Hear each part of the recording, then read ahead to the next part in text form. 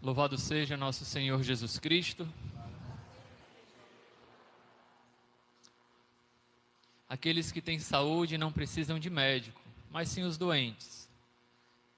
Meus irmãos, minhas irmãs, nós estamos no 10º domingo do tempo comum, no meio da nossa caminhada, daquele tempo comum onde nós meditamos sobre a vida pública de Jesus.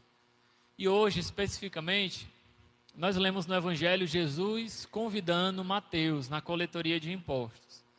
Para entendermos bem, um coletor de impostos, ele era tido pelo povo judeu como um traidor. Porque o coletor de impostos era um judeu que aceitou o convite do Império Romano, que dominava e oprimia os judeus, para ser um funcionário deles. Então ele era tido pelo povo como um homem pecador, um homem que traiu sua nação, um homem que traiu sua religião, principalmente porque o judeu não podia lidar com homens romanos, que eram tidos como impuros. Então esse homem ele era um grande, aos olhos dos judeus, um pecador público, um grande pecador. E é provável também que, exercendo o seu cargo de coletor de impostos, ele cobrasse mais do que era necessário, porque eles não tinham um salário fixo, vamos dizer assim. Eles ganhavam o que eles cobrassem a mais. Então, além de ser estruturalmente um homem que traiu o povo, Mateus, além da grande carga de imposto, Mateus provavelmente oprimia o povo com mais cargas, com mais impostos. E uma coisa que ninguém gosta de pagar é imposto, não é? Pouco tempo atrás, né? A gente estava vendo o pessoal fazendo a prestação, né? Para pagar o leão, e ninguém gosta. Então, e quando mexe no bolso, né? Parece que mexe um pouco no coração das pessoas, não é engraçado isso? Vejam bem, meus irmãos, Jesus, ele parece ignorar a fama de Mateus e chama ele. Talvez Mateus, naquela hora, tivesse pensado: eu não sou digno, Senhor. Eu não posso, Senhor. Quem sou eu, Senhor? Mas Mateus não fez nada disso. Mateus se levantou e seguiu a Jesus. Me faz lembrar também, algumas vezes, nos nossos movimentos de igreja, né? Quando a gente chama uma pessoa para a coordenação. Não, eu não sou digno, né? Espera aí, deixa eu conversar com meu marido, com minha esposa, com meu filho, com o papagaio. E faz todo o movimento por causa disso. Mas é engraçado, quando é para fazer coisa errada, né? A gente é bem rápido, né? Na verdade, a gente só se liga depois que fez algumas vezes, não é? Meus irmãos, a gente deveria ser como Mateus, vejam. Pronto para seguir a Jesus. Pronto para escutar o seu chamado. E esse é o sentido preciso do que Jesus fala no final do Evangelho. Quero misericórdia e não sacrifício. A misericórdia de Deus, ela tem a capacidade não só de perdoar os pecados. Seria muito pouco, meus irmãos, se Deus só perdoasse os nossos pecados e, perdão da palavra, deixasse-nos na miséria que nós estamos. Ah, você vive miseravelmente e Deus vai lá lhe perdoando. Não, Deus, na sua misericórdia, Ele pode muito mais. Ele pode não só perdoar os nossos pecados, mas fazer-nos santos. Fazer-nos deixar de pecar. Deus pode agir em sua misericórdia de duas formas: preservando o homem do pecado e perdoando o homem dos seus pecados. Isso é importante falar porque, eventualmente, nas nossas assembleias, tem pessoas, graças a Deus, que não cometeram grandes pecados, né? Que tiveram uma vida meio certinha, como se diz, né? E aí você pode olhar lá na frente e dizer: ah, meu Deus, eu nunca fiz nada de errado, né? Eu não sinto aqui, eu nunca dei aquelas pregações, daqueles grandes testemunhos de conversões, né? Como diria aquele cantor, eu era um bêbado que vivia drogado, né? Estou curado, encontrei Jesus. Vejam, não, minha vida foi sempre normal. Será que a misericórdia de Deus foi grande comigo? Sem dúvidas, meus irmãos. A misericórdia de Deus foi grande também com essas pessoas, porque Deus lhe preservou do pecado.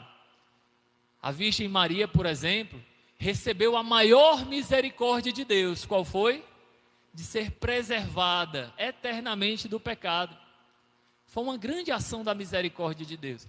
Porque os nossos irmãos evangélicos dizem, ora, se Maria não tinha pecado, pode ser que ela não precisasse da salvação de Jesus Cristo. Olha que absurdo. Deus agiu com sua misericórdia, preservando-a do pecado. Uma misericórdia muito maior do que tirar o homem do pecado. Mas também a misericórdia de Deus tem a capacidade de perdoar os maiores pecados. Perdoou Mateus e chamou ele para ser um grande santo. Perdoou Santo Agostinho, que foi um grande pecador, que teve filhos antes de se casar, antes de ser batizado, que as histórias contam que tinha uma vida devassa. Perdoou São Francisco de Assis, nosso padroeiro, que era tão devasso, que era tão da baixaria, perdão da palavra, que ele era considerado pelos jovens como o rei da cidade, pelas festas, pelas algazarras, pelas comédias, se assim podemos dizer, que ele fazia na cidade. E Deus converteu ele de tal forma que viveu uma vida de penitência, de conversão muito grande. Poderíamos dizer, sem dúvida alguma, que foi o grande santo que revolucionou a igreja ali no meio da Idade Média. Para trazer uma história mais atual, um Deus que perdoou os pecados também e usou de conversão com o Padre Léo. Esses dias mesmo me lembrava, escutava uma pregação dele. Padre Léo, que trabalhou e se doou a vida inteira pelos irmãos nas casas de recuperação, ou seja, naqueles irmãos que queriam sair das drogas, quando ele mesmo foi um usuário de cocaína. E disse que a primeira experiência que ele lembrava de Deus, olha que loucura, meus irmãos, foi uma vez quando ele, tão desiludido da vida, pela droga, pela depressão, comprou uma quantidade extraordinária de cocaína e foi para um quarto de um hotel barato para se matar. Ou seja, usar cocaína até ter uma overdose. E ele disse que no meio daquela loucura desmaiou e quando acordou em cima do próprio vômito, perdão falar essa história feia, mas ela é impactante mesmo, vejam.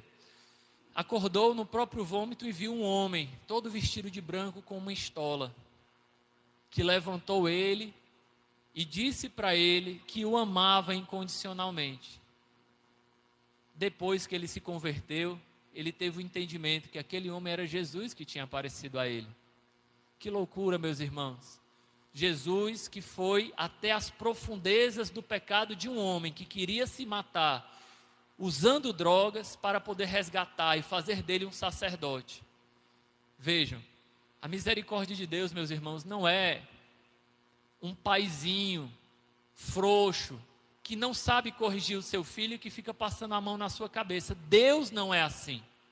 A misericórdia de Deus é esse Deus, que não só nos perdoa dos pecados, mas é capaz de nos tirar do abismo da profundeza, do sofrimento, da dor que o pecado causa e levar o homem a ter força a viver uma vida de santidade, como fez com o Padre Léo, como fez com Santo Agostinho, como fez com São Francisco de Assis. Nós poderíamos dizer, meus irmãos, minhas irmãs, que a misericórdia de Deus, o amor de Deus, vê aquilo que ainda não somos. Olha que belo. Quando Deus olha para você, mais do que ver um homem pecador, mentiroso, glutão, ou seja, guloso, não é? Um homem lascívio, mais do que isso, um homem ou uma mulher, né? Pelo amor de Deus, as mulheres não são santas também, vejam, também têm seus pecados. Antes de ver tudo isso, o amor de Deus vê aquilo que nós podemos ser, e nós podemos ser santos. E é Deus olhando para essa possibilidade de ser santo que constantemente nos perdoa, constantemente nos chama, apesar dos nossos pecados. Nos chama, olha, sirva a igreja. Olha, filho, eu te confesso, Ele coloca isso no coração da gente, para que nós possamos abrir o nosso coração à sua misericórdia. Deus acredita mais em nós do que nós acreditamos.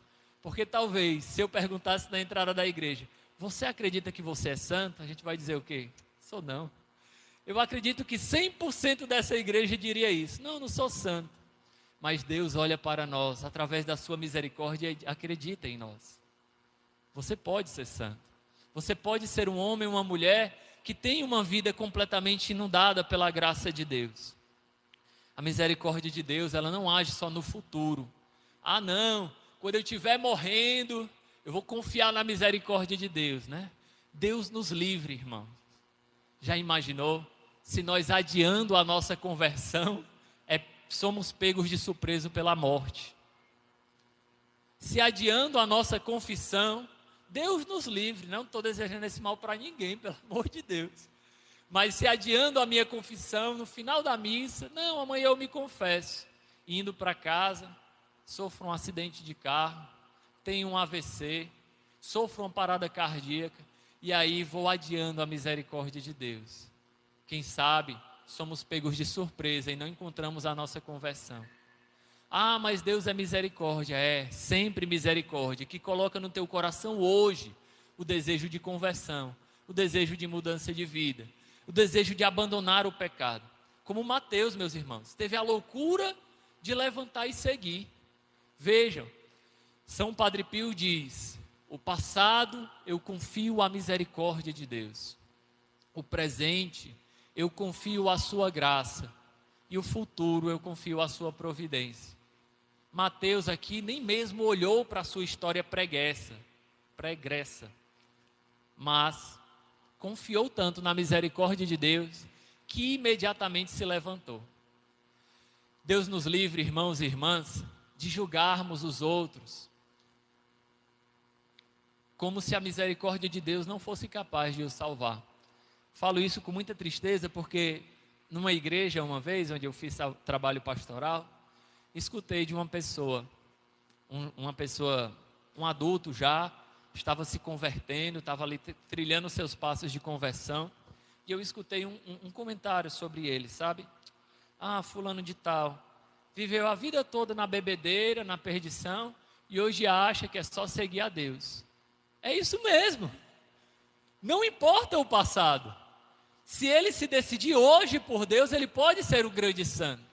Maldito seja aquele católico, perdão dizer e ser tão claro, que julga os outros porque eles abraçaram o caminho de conversão. Maldito seja esse comentário, meus irmãos, porque desanima aquele irmão na fé. Pelo contrário, se nós vemos um irmão que está abandonando uma vida de pecado, nós temos que dar glória a Deus. Se nós vemos que esse irmão, abandonando essa vida de pecado, está servindo na igreja, nós temos que o quê?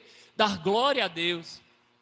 Porque, claro, ele pode ainda manter as marcas do pecado, mas ele está traçando um caminho de conversão. Ontem, rezando, preparando a nossa reflexão, me vi a imagem de uma folha em papel. Nós, com nossos pecados, amassamos a folha da nossa vida. E quando nós abrimos a folha de novo, que é isso que a graça de Deus faz, abre a folha da nossa vida para que nós possamos continuar a escrever uma história com Deus. Essa folha, ela pode ser escrita novamente, mas ela tem as marcas do amassado. Vocês já viram uma folha amassada, não é mesmo? As marcas do amassado são precisamente as marcas que o pecado deixou em nós. Os nossos vícios, os nossos pensamentos, as nossas inclinações. Isso não impede que uma nova história seja escrita, mas é claro, isso deixou marcas na nossa história e que nós vamos precisar saber conviver com elas. Misericórdia então, meus irmãos, de Deus, que soube olhar para nós com uma atitude de amor, de fé em nós. Muitos jovens, principalmente na adolescência, dizem: eu não acredito em Deus. Tudo bem, mas Deus acredita em você. Já pensou nisso? A nossa fé muitas vezes é como se nós quiséssemos alçar um voo para Deus, mas é muito antes acolher esse amor de Deus que acredita em nós e nos faz santos. Por isso que o Salmo diz: a todo homem que procede retamente, eu mostrarei a salvação que vem de Deus. Proceder retamente é essa sinceridade do coração. Viver uma vida de santidade, meus irmãos, minhas irmãs, não é viver uma vida mascarada, né? Vou rezar para Deus: ô Senhor, perdão porque eu não queria sentir raiva de fulano, de beltrano, Perdão porque eu não queria ter esses olhares impuros, esses olhares de julgamento. Oh, Senhor, não, veja. Meu irmão, minha irmã, você primeiro precisa admitir, ser sincero com Deus. Se você não é sincero com Deus, você vai estar vestindo uma máscara de santidade. Ou seja, a graça de Deus vai atingir somente a casca da sua vida. Não. Nós queremos, pelo contrário, que o Evangelho entre nos nossos ouvidos. E a partir de dentro, brote do nosso coração como uma força viva, como uma fonte que brota do Espírito Santo, mudando os nossos valores, a nossa maneira de pensar, a nossa maneira de agir. Seja sincero com Deus. Senhor, eu senti raiva. Eu tenho rancor. Eu tenho ódio. Senhor, eu sou um homem de desejos impuros. Senhor, eu não gosto da missa. Eu não gosto de me conversar. Seja sincero com Deus, escute o que Ele diz. Mas também se abra a escutar a palavra dEle. Se abra a Ele escutar, a Ele te dizer, está certo, meu filho. Você permite que eu mude o seu coração? Você permite que eu cure essa ferida, esse rancor que você tem? Você permite que eu mude o seu olhar? Isso a gente faz através da oração. Nós fazemos isso através da oração, meus irmãos. Nós precisamos ser muito sinceros com Deus, porque senão nós vamos estar só vestindo uma máscara de santidade. E eu acredito que não é isso que Deus quer. Deus quer entrar nos nossos ouvidos, no nosso coração e atingir o fundo da nossa personalidade.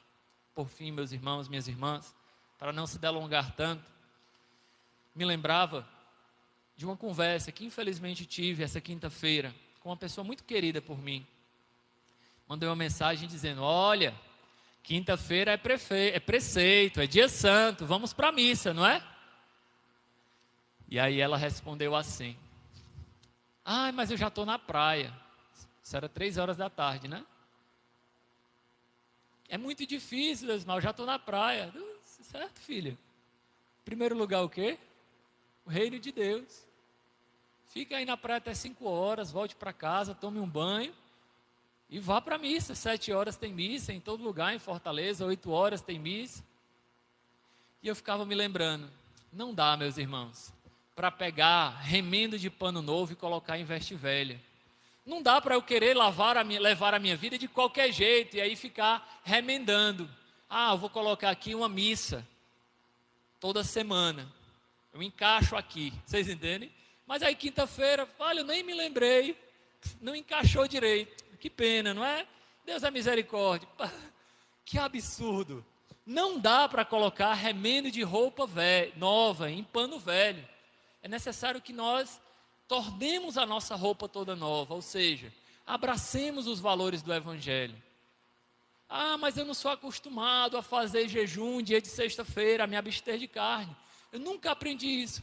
Que pena. Sempre é tempo de começar, não é, meus irmãos? Sempre é tempo de assumir uma vida nova. Mas eu sou só acostumado a me confessar uma vez por ano. Mas eu só venho à missa naqueles dias mais importantes. Todo domingo. Vejam, não dá, meus irmãos, não dá para colocar remendo de pano novo em roupa velha. É necessário que nós deixemos que Deus faça para nós uma roupa nova. Não é só colocar uma máscara, uma maquiagem, mas é permitir que Deus haja através da nossa vida. Que Ele tome conta dos nossos corações, meus irmãos. E eu digo para vocês, sem dúvida, se vocês permitirem Ele entrar, Ele entrará e fará uma festa no coração de vocês. Porque todo aquele que procede retamente, eu mostrarei a salvação que vem de Deus. Glória ao Pai, ao Filho e ao Espírito Santo, como era no princípio.